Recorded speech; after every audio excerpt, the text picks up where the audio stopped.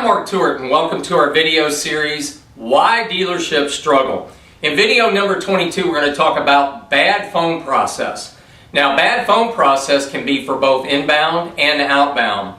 I think, and the numbers bear out this theory, that with the increase of internet leads and third-party providers and more organic ways to create leads, that we're getting more inbound phone calls than ever before. We're getting more leads, which means that we also have to make more outbound phone calls. But time and time again, if I mystery shop some of my potential clients and I mystery shop the ones that we're working with to find out what they're doing, phone process is usually very poor.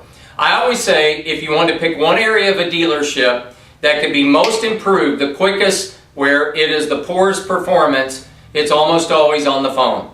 There is a lack of what I call phone process. Now let's discuss that.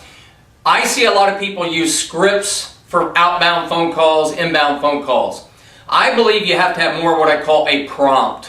In other words, if you really practice, if you know what you're supposed to say and do, if you use a prompt, which we do in our phone process, it guides you on where to go in a flow. And it makes it sound in a way that would be congruent with what a customer wants to hear, and it's a natural flow. If I am to mystery shop or call your dealership and you're using a script, I'm probably going to hear two things. A new person that's going to get very befuddled very quickly. They're going to get lost as soon as a customer asks them a question, and they don't know where to pick back up on the script. Or I'm going to hear 80% of your people not using the script whatsoever. They're going to toss it to the side.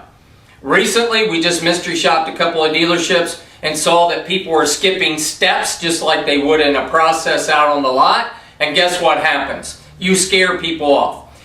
And some of the age-old things that have been taught in a dealership about immediately getting phone number and a name scares people off. There's a better way to do this. There's a better way to get people into the conversation on the phone. And the more the conversation that you have, but directed in the way that you want to get the information that they want, but what you want, and to get an appointment, the better off you're going to be. So I advise you to really look at your phone scripts and make sure you move them more to a prompt system, but also to look at, are you using 50-year-old information? Or do you have anything at all? 80-90% of dealerships have nothing. That means the salespeople are winging it every time they make an outbound phone call or take an inbound phone call. I'm going to give you two quick tips that would start your process. Stand up and smile. When you stand up, you have more energy. You convey your body language through the phone. They can't see you, but they can hear you, and they can see you in their mind's eye. I also want you to be thinking, do I have that smile on my face? Because it will project through the phone. So stand up when you take or make outbound phone calls. Make sure you have a smile on your face. If you have to, put a mirror right in front of you and it will change your dynamic. I'm Mark Tewart. Make sure you stand in or tune in for the next part of our video series on these Why Dealerships Struggle. Also go to my website at Tewart.com, get my free email newsletter. And as always, you can call us at 888-2-TEWART. And as always, here's to you and good selling.